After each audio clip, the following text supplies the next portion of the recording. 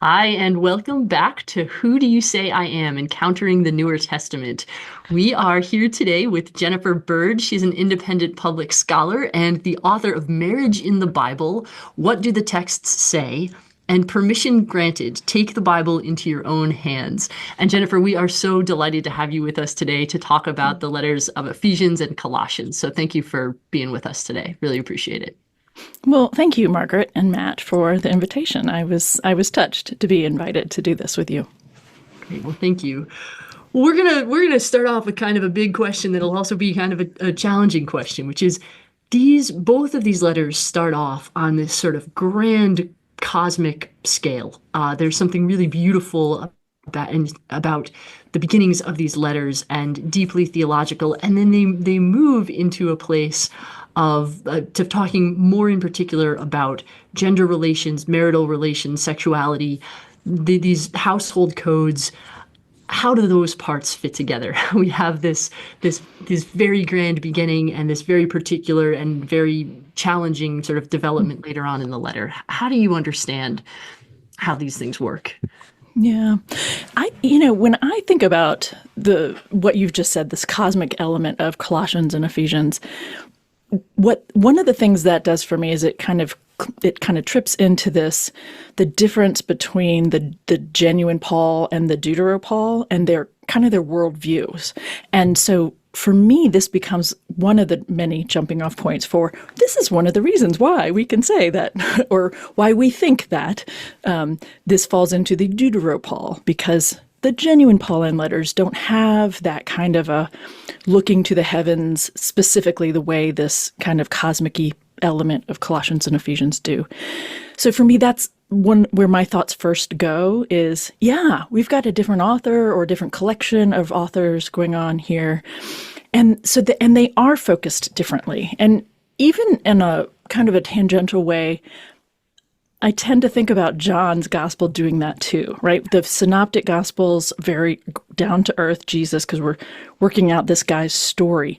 And then John's gospel is very cosmic, very, this is God incarnate, believe it or not, And so the question you pose, Margaret, what do we do with that? I think what I do with that is, this is their style. This is the way these authors, whoever it is at this point, think about things. And it's fun or beautiful language, and it is powerful. And I know that a lot of people over the centuries have resonated quite deeply with the language in that part of the letters.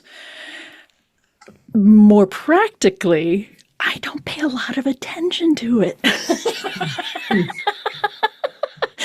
Because I'm a materialist biblical scholar. I care about what people are doing with the passages they find. And I care about how people are informed and shaped by the passages they tend to focus in on or that they care about.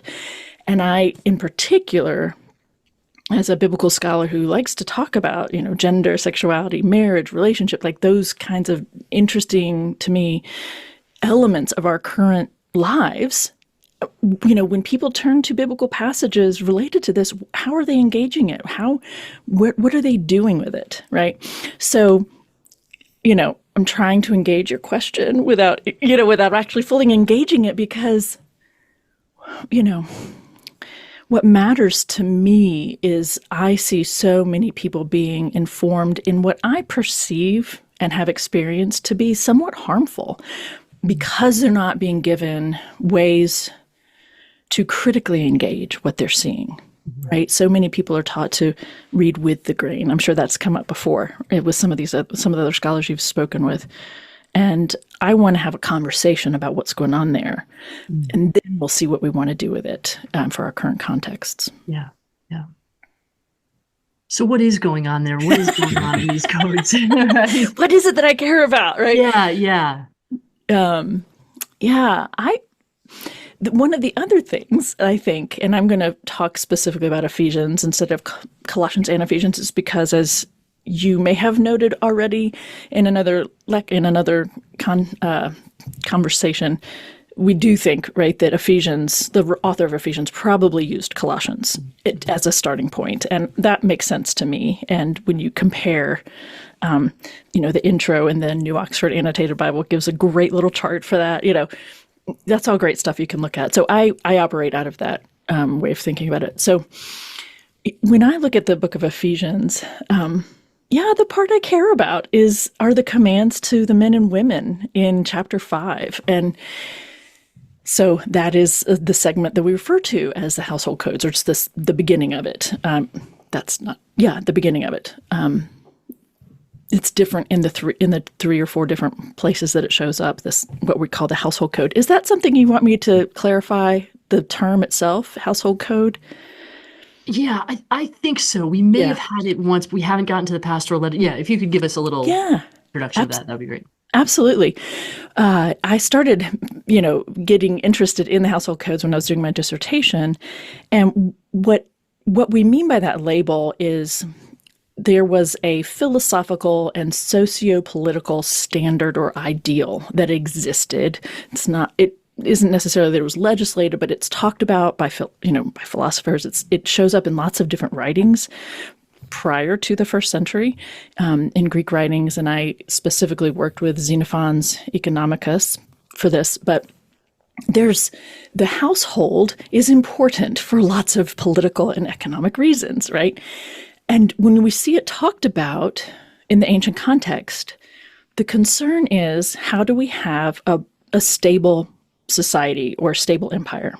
And the way you have a stable empire is all the regions are run well. And the way you have a well-run region is you have all the cities that are run well. And the way you have a city that's run well is every house is well run. And that's where you get to this.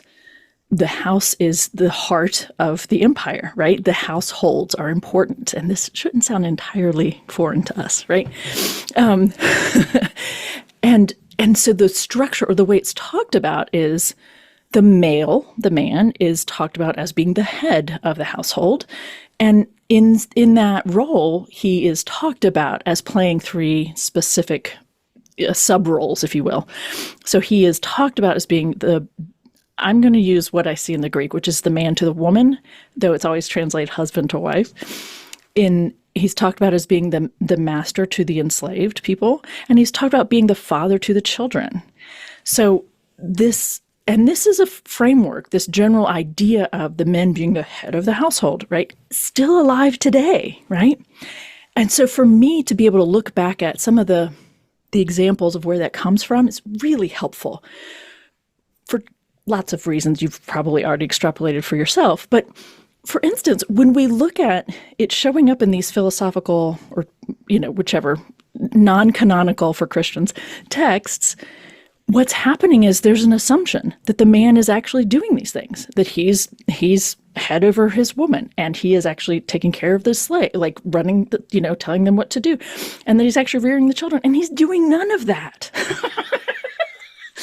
It's falling to the women. The women are running the household. The women need to know. I mean, it's even in the same documents. The women need to know how to have an organized home.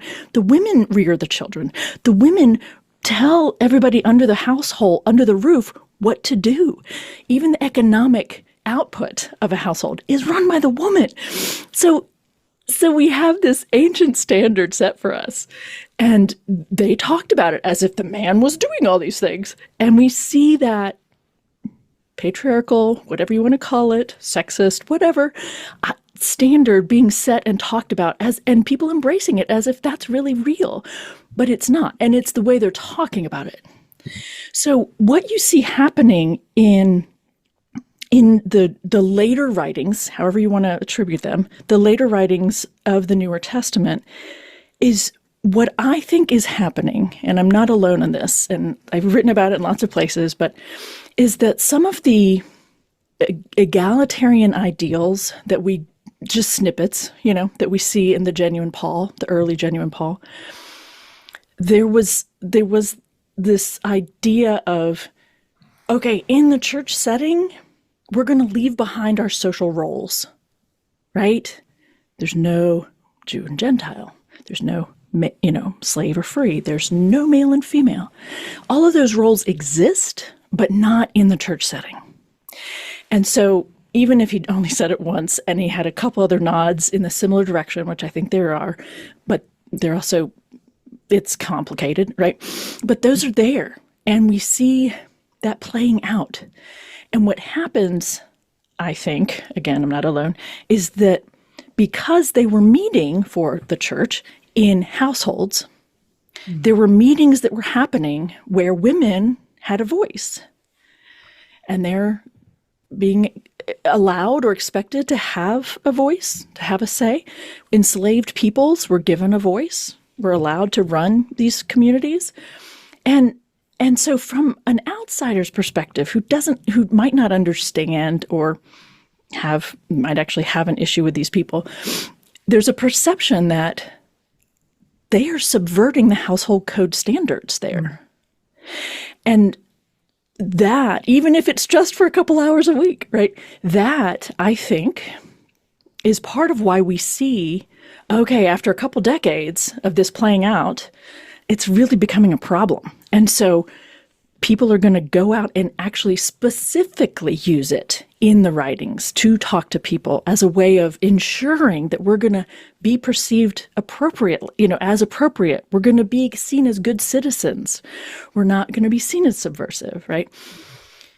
So this not just, I don't think it's casual. I think it's actually very intentional. It's quite powerful. You don't see any language like this in the genuine Paul. You only see it in the later Deutero-Paul or in 1 Peter. So it's a way to bring order, and it's a way to, justify people perceiving them as safe, right? So I said more than I was probably supposed to say. I can't, told you, I can't do a short answer. That's great. Supposed to. You can't use that word in this conversation. So is that the change that takes place, right, from the earlier Paul to now these kind of secondary writings? Some of the pressure behind that, you talked a bit about that. Is some of this just about imperial values, like we don't want to look subversive to the empire, like we're a political threat? Is some of it more explicitly gendered, like our neighbors are going to think we're wimps if we men are not doing whatever? You see what I mean? Is how much, and I know this goes run together, but how much of it is political, how much of it is social, how much of it is sexual or gendered or anthropological? Does that make sense? Yeah. I've not had that particular angle posed before, and I appreciate that. Okay, so first of all, I do think it is primarily political. And I do think this is why I tend to bring in, especially when I'm talking about 1 Peter and Revelation, I bring in the imperial cult, as you have just alluded to, Matt. The go honor the emperor, right? Do the thing that's going to keep you alive, right? Who cares? We all know in your heart, it even says that, right? We know in your heart, where your allegiance lies. So I do personally think it's primarily political. And I like to help people in our context try to see that more accurately.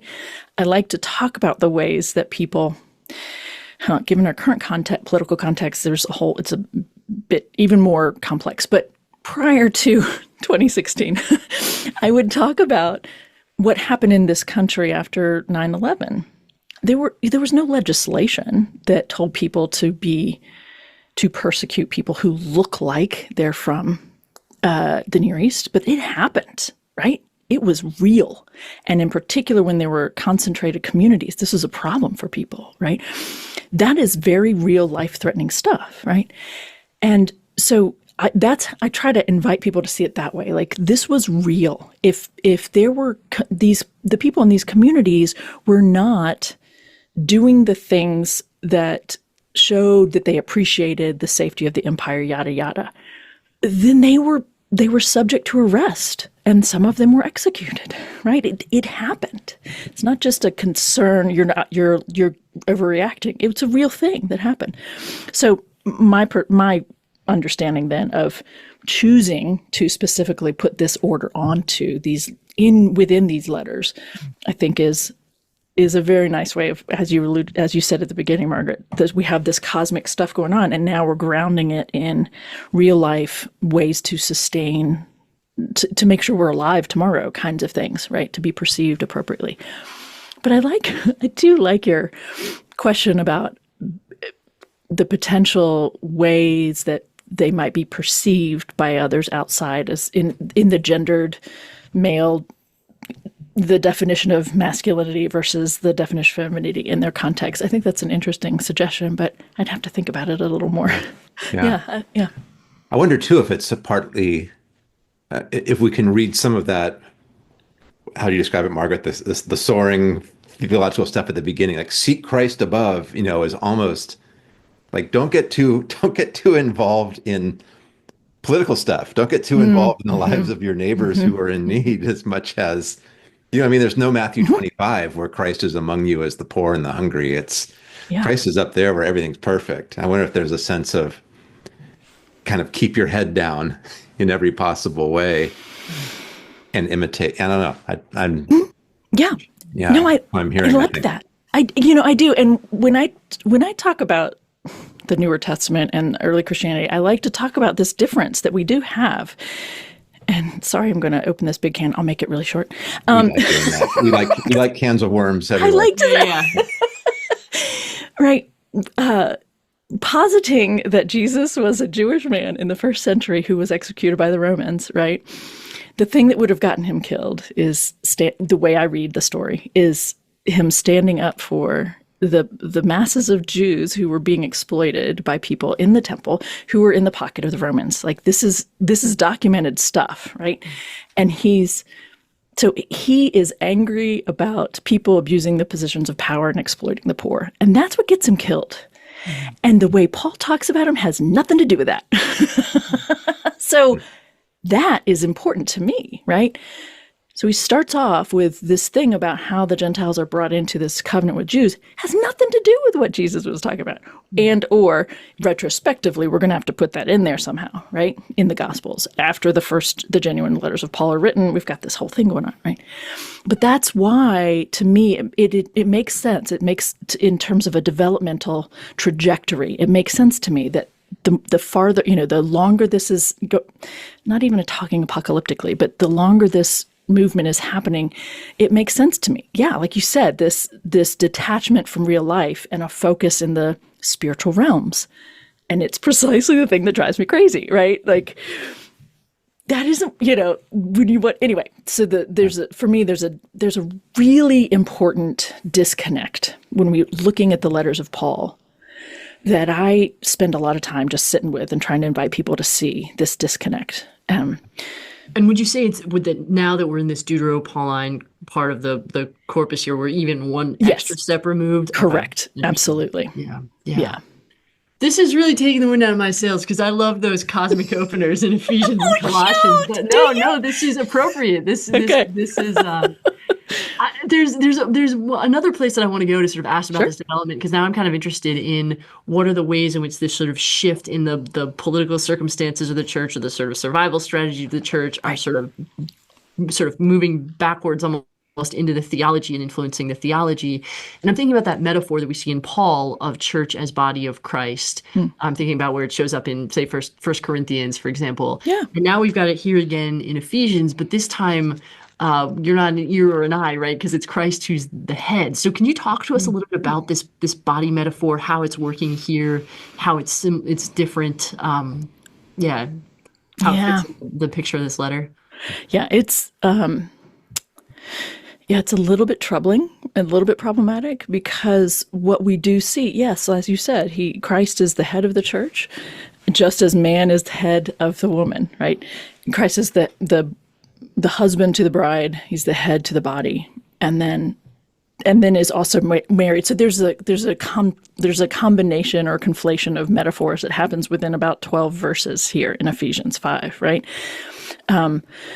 So I suppose it's worth pointing out also that by the end of this passage, by the end of chapter 5 of Ephesians, we do have that this strong claim made that they're talking about men and women. The translators say husbands and wives, but in the Greek it's still just man and woman. I think that's important to point out. And we do have this thing about, Christ and the church. He's the head to the body, and he's the husband to it. And then there's this is a great mystery, and I'm comparing it to Christ and the church. And that language, just that phrase, Ephesians 5:32, is the anchor to sacramental language for the church. And so for me, the body, like the head body language is I wish it were a helpful thing, but I don't find it to be, because of the way it plays out in Ephesians and the way that whole passage kind of continues. Hang on a second. I get a lot of really appropriate pushback when I talk about this, so that's why I wanted to pull it. I didn't open it online because I wanted to make sure I wasn't doing too much with my computer. But there's a big question about be subject to one another out of reverence for Christ. If that's the previous passage or the one coming up, I think it works both ways personally. But in Ephesians 5, verse 22 and following, quick little additional comment here. One of the things I point out in the book, Marriage in the Bible, What Do the Texts Say, is that I don't think we should have husband or wife language in either testament. I think it's misleading for us today, because it's leading us to import what we think of in terms of the relationship we call marriage and to put it onto these texts. But the texts themselves are saying, women, be subject to your men as you are to Christ, not wives, be subject to your husbands. To me, this is a really important aspect of the text, but I don't want to dwell on it too much. So I'm going to read it the way I think the Greek is reflecting. So, women, be subject to your men as you are to the Lord. For the man is the head of the woman, just as Christ is the head of the church, the body of which he is the Savior. There's this really fast layering of things going on here, right? Just as the church is subject to Christ, so also women ought to be in everything to their men. So the body language is being used to subjugate women to men. Like, it's terrible to me. I'm not okay with it. And furthermore, it's not okay or fair to men. Men, love your women. Love the women. It's not even possessive. Love the women. Just as Christ loved the church and gave himself up for her in order to make her holy, cleansing her with the washing of water by the word. Like, that is so crazy purity issue things going on there, right? But it's there. We're embracing that now again, right? So as to present the church to himself. It's a very interesting metaphor language going on here, right? To himself in splendor, without a spot or wrinkle or anything of the kind. Yes, so that she may be holy and without blemish. Like, this is setting the double standard, right? The sexual purity double standard. Women need to be pure, not men. And the other thing about this is, when I've had this conversation and in person and in classes and with people in church settings, and I say, I don't think this is fair to men. It's an unfair standard. You're being compared to Christ, who, according to tradition, was raised from the dead after he gave himself up for her. Like, you don't get to lay your life down and die and be expected to be raised from the dead. Like, and I've had men say to me, well, I find it an inspiring example to, like, it's a bar that I find helpful. And I can't help but wonder if that is also excusing the difficulty here. Like, I'm not sure that's fair. It works for them. That's okay. I don't want to take away from someone something that works. But it's not, it rubs me the wrong way. And it continues, right? In the same way, men should love their women as they do their own bodies. Ooh, this sounds good, right? He who loves his woman loves himself. Okay, this is actually one of the more progressive moments in the Newer Testament. Telling men to love their women. And so what I like to say today is, instead of holding on to the specifics, what is said, why don't we hold on to the spirit, which is, this is progressive. So what does progressive look like today in the same spirit, right? I don't know what that is for your congregation, but I think that can be productive. But then the rest of this is, it perpetuates this idea that women need to be taken care of. And that is really frustrating for me. So for no one ever hates his own body, he nourishes it and tenderly cares for it. Like, this is lovely. Right? Just as Christ does for the church, because we're members of his body. And then we have this quotation of Genesis 2:24, and then this is a great mystery, and I'm applying it to Christ and the church. Whoa, we just put in writing hetero marriage. Right? That's a problem for me. Christ is male and the church is talked about as female, although the heads of the church tend to be male, so there's that. Right? And each of you, however, very conveniently, people tend to overlook the last verse. Each of you, however, should love his woman as himself, and a woman should fear her man. My English says a wife should respect her husband, but it's fear. It's not. We're not talking reverence here. We're talking about the same kind of fear that we were talking about above. Yeah. Right. You keep taking me into really loving and appreciating it, and you pull it back, and then you're not letting us sit in any kind of simple relationship to these texts. Yeah. For sure. Yeah. Matt, did you have another? I think we've got time for one more. This is just a quick comment. I appreciate pointing out that progressive loving kernel, or a couple kernels in there, and think about rereading this, but stripping all the gender from it and just make it all one another could make this pass. And doesn't fix the passage, obviously, but it shows perhaps what this passage is struggling with in its desire to I'm trying to think of the right word, to gender. I was going to say genderify, but just gender is perfect as a verb. This idea of a Christian community and the kind of self-giving that the author clearly is inspired by, but doesn't quite know how to present it. Know what to do with it. In a non-hierarchical, patriarchal way, right? Right, because I also don't want to fault people for being a part of their culture, right? The way they've been taught to think, right? Of course he thinks of women as being subordinate. So, anyway, sorry, that was more of a comment than a question, as we like to say. No. Yeah. But open it up for me. I found that really helpful. Great, yeah. So back to you, Margaret. Oh gosh, okay. So I guess this final question then. Sure. What's at stake here? I mean, I don't hear you calling us to just staple these pages of the Bible together so we never encounter them. I hear you calling us to active engagement with these texts. I might be hearing you wrong there. You might. No, actually, I agree with that. Yeah. But what is at stake for us as Christians, as interpreters, as people who these texts have shaped and are, give us the sort of the why of this. Mm-hmm. Yeah. Well, I think that there's a lot at stake for reading any passage with the grain or uncritically. So without engaging, thinking about the impact. Where does this take us? What does that lead to? And I did just write this book on marriage in the Bible because I care about these dynamics. I understand that the Bible is important to people in faith communities, right? I mean, that's how I got into this, got into doing what I'm doing. If we're talking specifically Ephesians, I'll tell you this as a way to help contextualize what's at stake. 8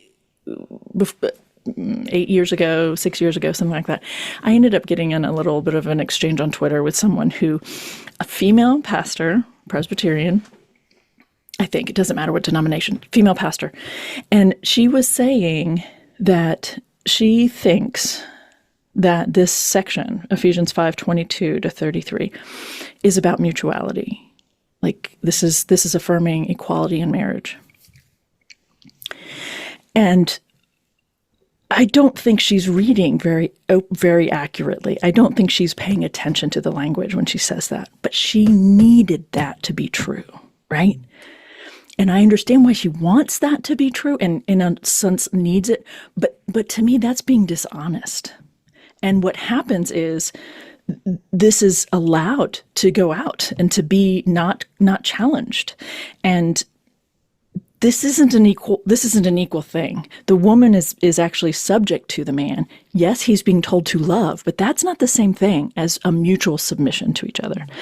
that people will say, well, it says in verse 21, be subject to each other out of reverence for Christ. I'm like, yeah, and it's literally followed by, oh, but by the way, women be subject to men like you are to Christ. Like it's totally, it just blew it all out of the water.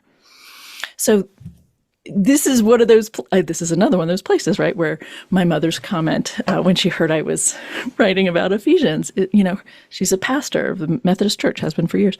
I'm not sure he had it all worked out before he started writing that thing. I'm like, I agree with you, Mom. And I think this is one of those places, right? He's pulling metaphors and ideas from all over the place, and they don't actually add up well by the end, by verse 33.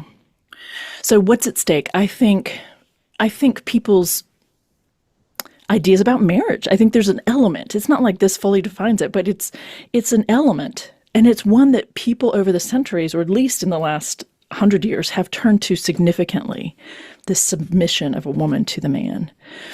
And the implied element of the woman needs to be something by the man, like made okay, holy, taken care of. He nurtures and cares for his body, right? So he nurtures and cares for his woman. Well, that is lovely, but it feels like you're putting me on a pedestal that I can't move around on, So good intentions, I think that also leads to a lot of females not really fully in living their lives because they're going to live their life being taken care of. Like there's that, there's just. Yep. Well, thank you. I mean, thank you for being with us, helping us to explore this letter. And I feel like teaching us this mode of real kind of critical engagement with these texts, not letting us get too comfortable in any one place or sort of apologizing away the hard things. I really appreciate that. Yeah. Excellent. Lovely. Thank you, Jennifer. Yeah. Thank you, Matt.